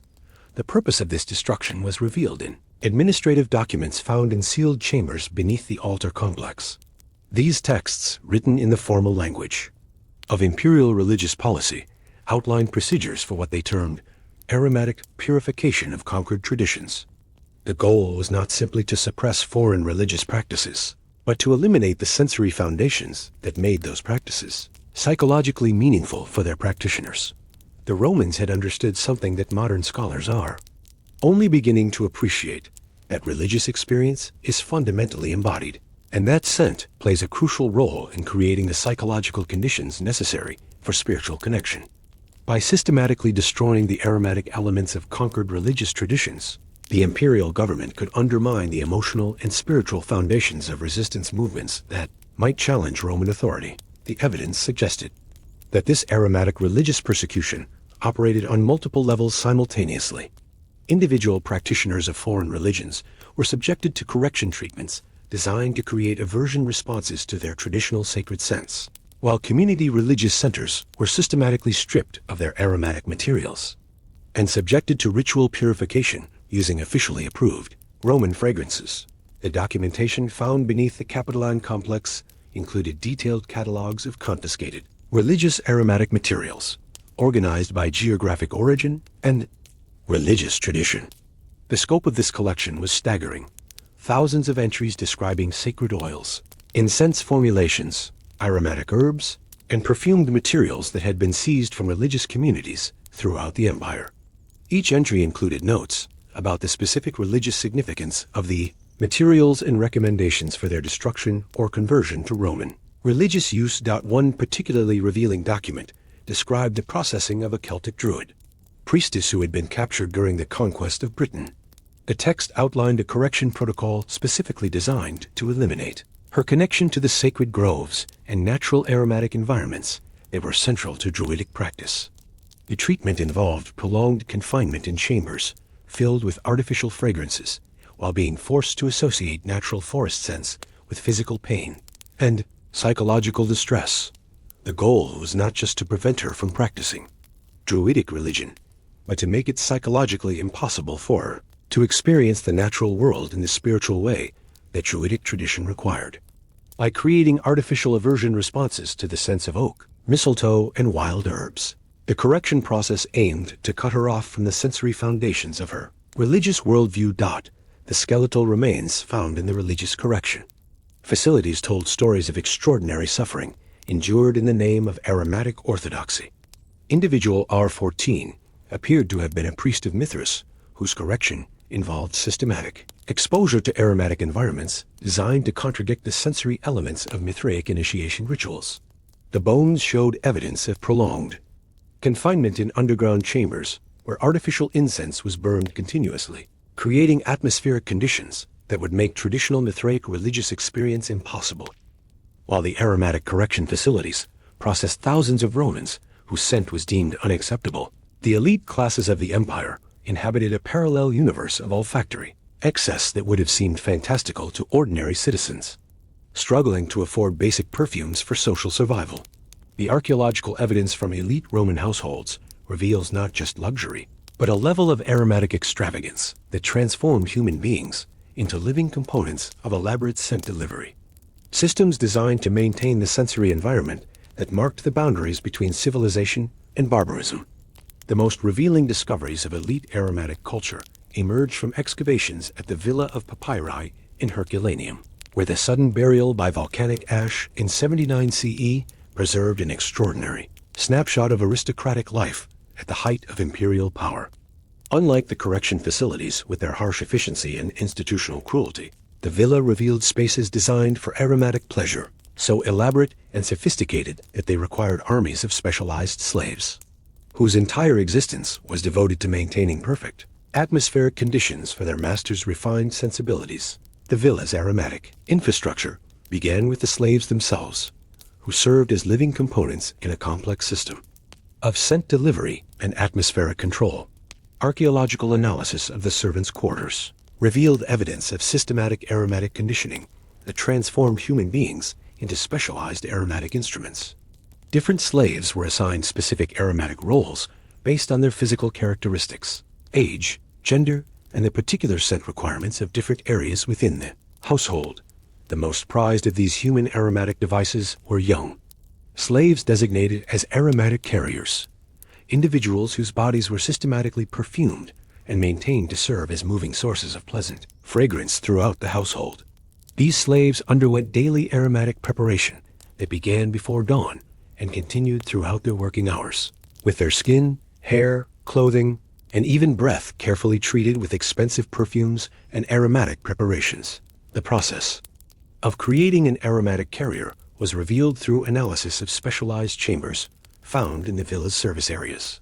These rooms contained elaborate facilities for bathing, perfuming, and maintaining slaves in perfect aromatic condition. The equipment included bronze tubs designed for aromatic oil treatments, specialized furnaces for heating scented waters, and storage systems for the enormous quantities of perfumes and aromatic materials required to maintain human scent delivery. Systems. Chemical analysis of residue found in these preparation chambers revealed the extraordinary expense involved in maintaining aromatic carriers. The slaves were treated with perfumes that cost more per ounce than most Romans earned in a year. Exotic nard oil from the Himalayas, genuine balsam from Arabia, ambergris from the distant Atlantic, and synthetic aromatic compounds created by master perfumers using techniques that were closely guarded. Trade secrets. The documentation found in the villa's administrative areas included detailed schedules for aromatic carrier maintenance, with specific protocols for different times of month, day, seasons, and social occasions. Morning preparations involved light, fresh scents designed to complement the natural aromatic environment of gardens and courtyards. Afternoon protocols called for more substantial fragrances that could compete with cooking odors and a natural sense of increased household activity. Evening preparations required complex, sophisticated perfumes suitable for formal dining and entertainment. The physical evidence showed that aromatic carriers were subjected to systematic modification of their natural scent through dietary controls, medicinal treatments, and even surgical procedures designed to optimize their aromatic effectiveness. Their diet was carefully regulated to eliminate foods that might produce undesirable body odors, while they were required to consume aromatic herbs and spices that would perfume their breath and bodily secretions from within. The most disturbing aspect of the aromatic carrier system was the evidence of surgical modification found in several skeletal remains from the villa's slave cemetery. These procedures appeared designed to enhance the slave's ability to carry and distribute fragrances, including operations that modified nasal cavities to improve scent retention and surgical implantation of aromatic materials beneath the skin that would provide continuous fragrance release. The villa's elite residents moved through this carefully maintained aromatic environment in a state of sensory luxury that insulated them completely from the natural smells of human existence. Their daily routines were choreographed to maximize aromatic pleasure while minimizing exposure to any scent that might remind them of the biological realities that their wealth and power allowed them to escape. A master bedroom suite revealed the most elaborate aromatic systems, with specialized slaves assigned to maintain perfect atmospheric conditions throughout the night. These sleep perfumers worked in carefully coordinated shifts to ensure that the room's aromatic environment remained constant despite changes in temperature, humidity, and the natural scent production of sleeping bodies. The perfuming protocols for the bedroom involved multiple layers of aromatic delivery, designed to create a complex sensory experience that enhanced rather than masked the natural processes of sleep and rest. Base notes were provided by aromatic woods, burning and specially designed braziers that released fragrance slowly and consistently throughout the night. Middle notes came from aromatic oils applied to wall hangings and furniture that would release perfume when warmed by body heat.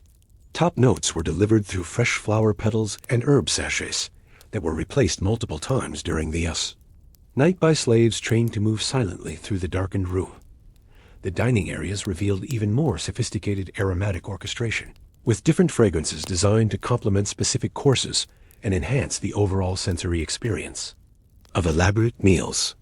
The triclinium contained a complex system of hidden aromatic delivery devices, including perforated panels in walls and floors that allowed slaves to introduce specific scents into the dining area without being visible to guests. The aromatic program for formal dinners involved careful coordination between the kitchen staff, who prepared foods with specific aromatic profiles, and the scent slaves, who modified the atmospheric environment to enhance the olfactory impact of each course.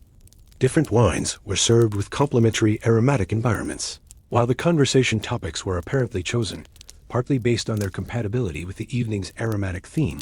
The evidence suggested that elite Romans had developed aromatic sophistication to such a degree that they could no longer tolerate the natural smell of food without aromatic enhancement. Even the simplest meals required elaborate scent preparation, with specialized slaves assigned to ensure that every aspect of the dining experience contributed to a unified aromatic composition that reinforced the family's status and refinement. Villa's library revealed that aromatic culture among the elite had developed its own sophisticated theoretical framework, with scholarly treatises on aromatic aesthetics, philosophical discussions of the relationship between scent and virtue, and technical manuals for managing complex household aromatic systems.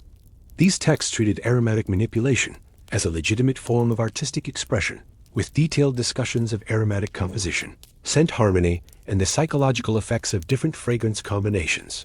One particularly revealing manuscript contained detailed instructions for training aromatic slaves, including methods for evaluating their natural scent potential, techniques for modifying their aromatic characteristics, and protocols for maintaining their effectiveness over extended periods. The text discussed aromatic slaves as specialized instruments requiring careful maintenance and periodic replacement, with no apparent consideration of their humanity or suffering.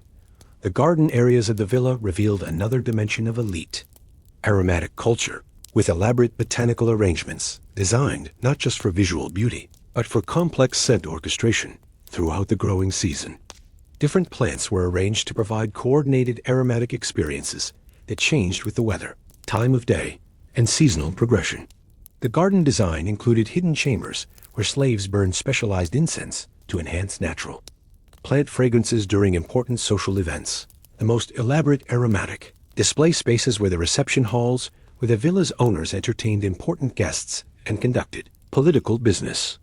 These areas contained aromatic delivery systems that could be adjusted instantly to create different atmospheric environments depending on the status and origin of visitors. Roman guests might be welcomed with familiar imperial fragrances, while foreign dignitaries could be impressed with exotic scents that demonstrated the host's wealth and international connections. The technological sophistication of elite Roman aromatic systems extended far beyond the human components that served as living air fresheners, encompassing mechanical devices, architectural innovations, and industrial processes that transformed entire households into precisely controlled sensory environments. The archaeological evidence reveals engineering marvels designed solely for aromatic pleasure, representing investments of resources and technical expertise that dwarfed the infrastructure of entire provincial cities. The most remarkable discoveries emerged from the subterranean levels of the Villa of Papyri, where excavators found an intricate network of aromatic delivery systems that had been completely hidden from ancient visitors. These underground chambers contained what could only be described as an industrial complex devoted to scent production and distribution, with specialized workshops, storage facilities, and mechanical systems that operated continuously to maintain the aromatic paradise experienced by the villa's residents. The central component of this hidden, aromatic infrastructure was a massive bronze device that archaeologists initially mistook for a sophisticated heating system. Chemical analysis revealed that this machine was actually a centralized perfume distribution system, capable of producing and delivering dozens of different fragrances simultaneously to specific locations throughout the villa. The device operated on principles similar to modern air conditioning systems, but instead of controlling temperature, it managed the aromatic atmosphere of individual rooms with precision that would be impressive even by contemporary standards. Perfume distribution system drew its raw materials from vast underground storage complexes that contained the largest private collection of aromatic materials ever discovered from the ancient world. The storage chambers were climate-controlled, using ingenious combinations of underground water channels and carefully positioned ventilation shafts that maintained optimal conditions for preserving delicate fragrances. The organization of these storage areas revealed the industrial scale of elite aromatic consumption, with separate sections for different categories of aromatic materials organized by origin, rarity, and intended use. The Arabian section contained enormous quantities of frankincense, myrrh, and other resins, stored in specially designed ceramic containers that prevented deterioration while allowing for precise measurement and distribution.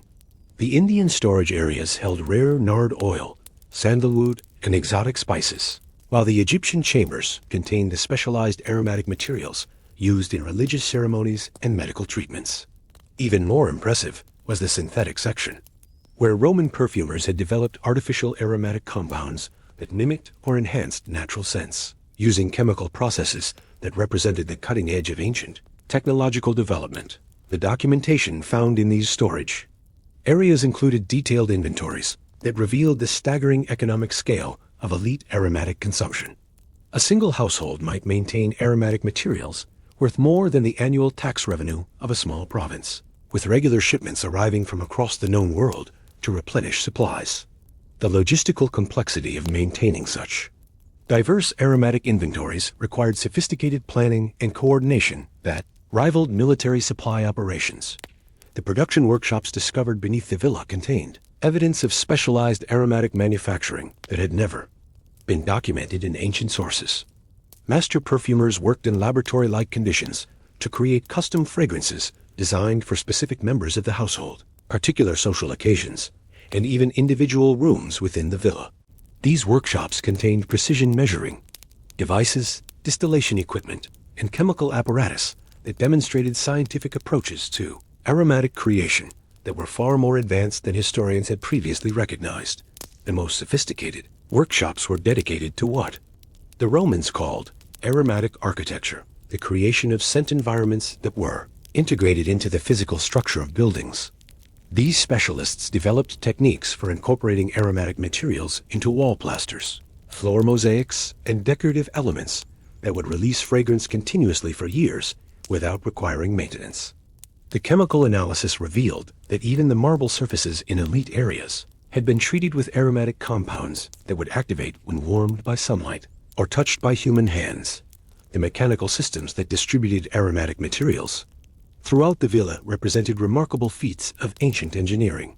Bronze pipes, similar to those used for water distribution, carried aromatic vapors to precisely targeted locations using pressure differentials created by carefully designed furnace systems. The pipes themselves were works of art, decorated with intricate patterns that served both aesthetic and functional purposes, creating turbulence that enhanced the mixing and distribution of different fragrances.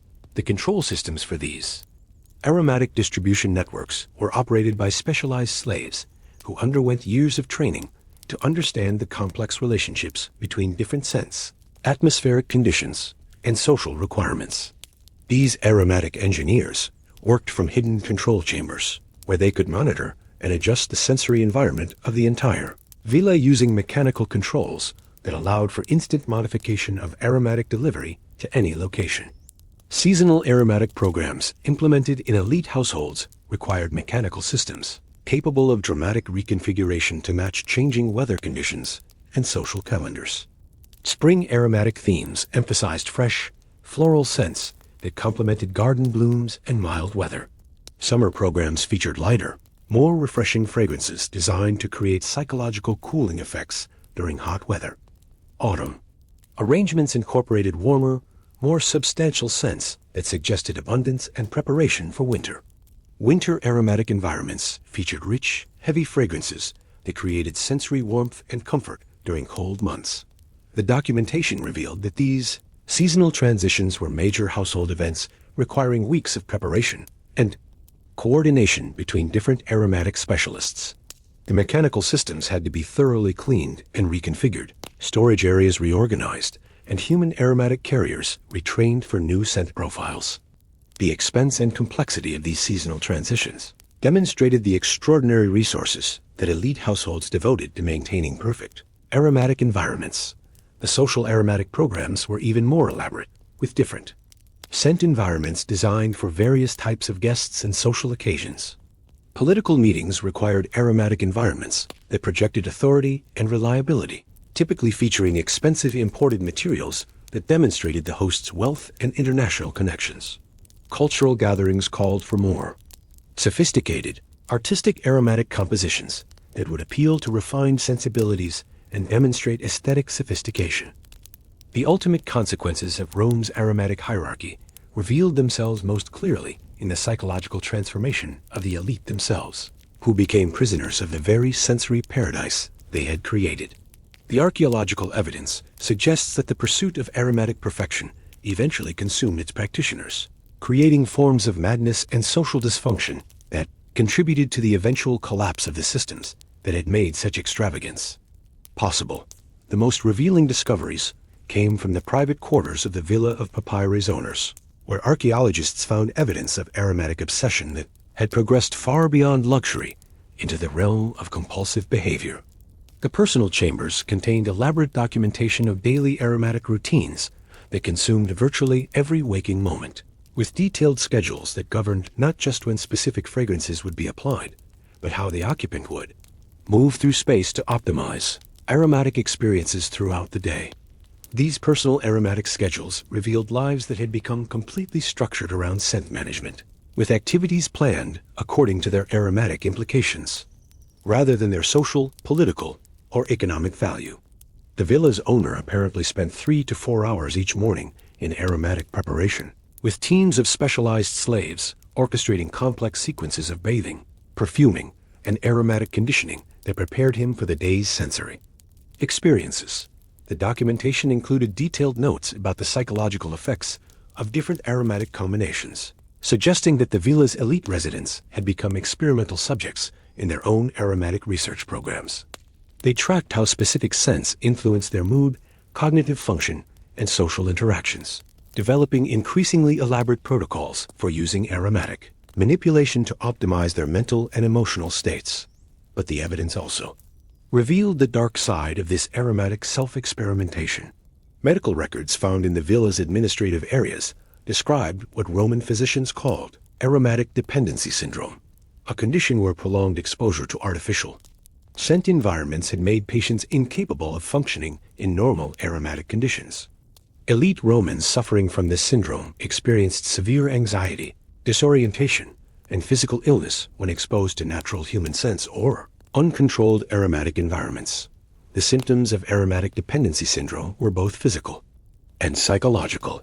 Patients developed hypersensitivity to natural odors that caused headaches, nausea, and panic attacks when they encountered the honest scents of working people or unprocessed natural environments. More disturbing were the psychological symptoms, including paranoid obsessions with aromatic contamination and compulsive behaviors, focused on maintaining perfect personal scent at all times. The treatment protocols for aromatic dependency syndrome revealed the medical establishment's understanding that elite aromatic culture had created genuine pathology requiring professional intervention. Physicians developed specialized therapies designed to gradually reintroduce patients to natural scents, but the success rates were apparently low, with many elite Romans remaining aromatic invalids for the rest of their lives. The social consequences of aromatic dependency syndrome extended throughout elite Roman society, creating a class of people who were effectively prisoners in their own aromatic environments. These individuals could not travel without elaborate aromatic support systems, could not participate in normal social activities that might expose them to uncontrolled scents, and required constant medical supervision to maintain basic psychological stability. The political implications of widespread aromatic dependency among the elite were profound and destabilizing. Government officials suffering from the syndrome were incapable of effective leadership because they could not tolerate contact with ordinary citizens or exposure to the real conditions of imperial administration. Military commanders affected by aromatic dependency could not function in field conditions where aromatic luxury was impossible to maintain. The economic impact of elite aromatic dysfunction was equally significant. The resources required to maintain aromatic support systems for dependency sufferers were enormous, while their reduced capacity for normal social and economic activity created inefficiencies that affected entire households and business networks. Some of Rome's wealthiest families were eventually bankrupted by the medical and logistical costs of maintaining aromatic invalids. The archaeological evidence suggested that aromatic dependency syndrome was not rare among the elite, but had become endemic within certain social circles. The villa's medical facilities contained specialized equipment for treating multiple cases simultaneously, while the administrative records documented ongoing relationships with aromatic therapy specialists who traveled between elite households. Treating similar conditions. The progression of aromatic dependency appeared to follow predictable patterns, beginning with increased sensitivity to natural odors and escalating through stages of aromatic obsession, social isolation, and eventual complete incapacity for normal human interaction. The final stages of the syndrome were characterized by what Roman physicians called aromatic madness, complete psychological Breakdown triggered by exposure to any uncontrolled scent environment. The documentation revealed that some elite Romans had become so dependent on artificial aromatic environments that they required portable scent delivery systems to leave their homes safely. These devices, carried by specialized slaves, created small clouds of protective fragrance that insulated the wearer from exposure to natural odors. The sight of elite Romans moving through public spaces surrounded by aromatic bubbles became a visible symbol of the psychological distance between the ruling class and ordinary citizens. The family dynamics within elite households were severely disrupted by aromatic dependency syndrome. Affected individuals often became incapable of normal physical intimacy because they could not tolerate their partner's natural scent, leading to marriages that existed only in carefully controlled aromatic environments. Parent-child relationships were similarly affected, with aromatic invalids unable to bond normally with their children because of hypersensitivity to natural human odors. The cultural consequences of elite aromatic dysfunction extended throughout Roman artistic and intellectual life. Poetry, literature, and philosophy produced by aromatic dependence reflected increasingly detached and artificial worldviews that bore little relationship to normal human experience. These works celebrated aromatic artifice while expressing genuine horror at natural human existence, creating cultural products that reinforced the very pathologies that had produced them. The religious implications of aromatic dependency were particularly disturbing. Elite Romans suffering from the syndrome were often incapable of participating in traditional religious ceremonies because they could not tolerate the natural aromatic environments of temples and public rituals.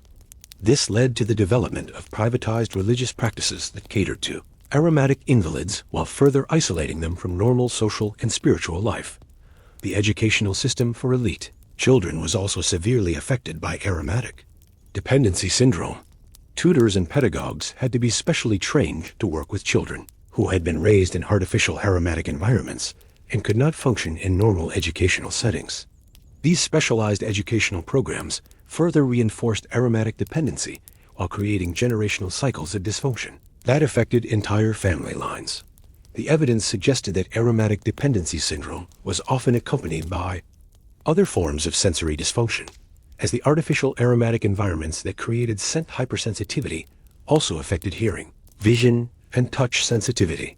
Elite Romans raised in these conditions often developed complex sensory disabilities that made them incapable of normal interaction with the physical world. The documentation revealed that some physicians had recognized the connection between elite aromatic culture and psychological dysfunction, developing early critiques of aromatic excess that anticipated modern understanding of sensory processing disorders. These medical voices warned that the pursuit of aromatic perfection was creating fundamental damage to human psychological development, but their concerns were generally ignored by elite families invested in maintaining their aromatic status. Military implications of elite aromatic dysfunction became particularly apparent during periods of crisis when aristocratic officers were needed for active service. Many young men from elite families were simply incapable of military service because they could not function in the aromatic environments of military camps, creating leadership gaps that affected the empire's defensive capabilities. As our journey through the aromatic landscape of ancient Rome draws to a close, we find ourselves in the quiet darkness of your own space, surrounded by the gentle scents of the modern world, perhaps the faint fragrance of clean linens, subtle aroma of evening air through an open window, or simply the honest, unadorned smell of your own humanity. How different this natural aromatic environment seems from the elaborate sensory theaters that once defined civilization in the Eternal City, where every breath was monitored, every scent was judged, and the very air itself became a weapon of social control. The story we have explored together reveals truths that extend far beyond the specific historical moment of Roman imperial culture. In tracing the daily struggles of ordinary Romans, like the baker Marcus Flavius Odorus, we have witnessed how systems of social control can penetrate the most intimate aspects of human experience, transforming even the act of breathing into a political statement and making the natural scent of honest labor into a crime, punishable by exile or death. The aromatic correction facilities discovered by Dr. Profumata and her archaeological team remind us that authoritarian control rarely announces itself with dramatic proclamations or obvious violence. Instead, it works through the gradual normalization of surveillance and the mazao, systematic redefinition of natural human characteristics as dangerous deviations requiring correction. The Romans who built these hidden institutions understood that controlling how people smell is a particularly effective form of social control because it operates below the level of conscious political resistance, shaping identity and social relationships through sensory manipulation that feels natural even when it is entirely artificial.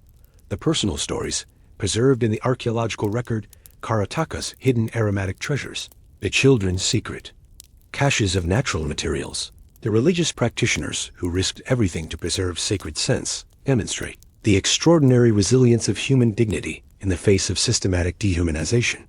Even under the most sophisticated forms of sensory oppression, people found ways to maintain connections to their authentic selves, their cultural traditions, and their fundamental humanity. Perhaps most disturbing of all was our exploration of how the elite Romans who created and benefited from this system of aromatic control ultimately became its victims as well. The aromatic dependency syndrome that afflicted the wealthy classes reveals how the pursuit of sensory perfection can become a form of self-destruction, creating artificial needs and dependencies that imprison their possessors more completely than any external oppression ever could. The technological sophistication we discovered in elite aromatic systems, the industrial-scale perfume production, the mechanical scent delivery networks, the systematic conversion of human beings into living air fresheners, demonstrates how vast resources and human creativity can be channeled toward purposes that serve no meaningful human need while causing immense suffering. The contrast between the elaborate machinery of aromatic luxury and the brutal simplicity of the correction facilities reveals how systems of privilege and oppression are always interconnected, with the excess of the few requiring the systematic deprivation of the many. Yet, our journey has also revealed the ultimate fragility of even the most sophisticated systems of social control. The aromatic hierarchy that seemed so natural and permanent to its practitioners proved to be an artificial construction that required constant violence to maintain and eventually collapsed under the weight of its own contradictions. The archaeological evidence of abandoned correction facilities and broken scent delivery systems reminds us that human societies, no matter how powerful they appear, are always temporary arrangements that can be changed when enough people refuse to participate in their own oppression. The economic dimensions of Roman aromatic culture provide sobering lessons about how luxury markets can drive systematic oppression and environmental destruction. The global trade networks that supplied exotic aromatics to Roman elites created dependencies and power relationships that affected people across 3 continents, while the massive resource consumption required to maintain artificial scent environments represented a form of environmental violence that anticipates modern concerns about sustainable development. That the religious and cultural dimensions of aromatic control reveal how sensory manipulation can be used to eliminate diversity and impose uniformity on complex human societies. The systematic destruction of traditional aromatic practices documented in the archaeological record represents a form of cultural genocide that operated through the senses rather than through direct violence, eliminating ways of being human that had developed over thousands of years of cultural evolution. The medical evidence of aromatic conditioning and dependency reminds us that human sensory systems, despite their apparent stability, are actually quite plastic and can be permanently altered through systematic manipulation. The Roman elites who lost the ability to tolerate natural human sense had suffered a form of sensory damage that made them less capable of normal human function than the supposedly inferior people they oppressed. The psychological dimensions of aromatic hierarchy reveal how systems of social control work through the manipulation of shame, anxiety, and social belonging. The constant fear of aromatic violation that characterized ordinary Roman life created forms of internalized oppression that were often more effective than external enforcement in maintaining social conformity. People learned to police their own scent and that of their neighbors, creating networks of mutual surveillance that required minimal resources from the imperial government while achieving maximum social control. The archaeological methods that revealed this hidden history demonstrate how much of the human past remains unknown because it operated through systems and practices that left few traces in the written record.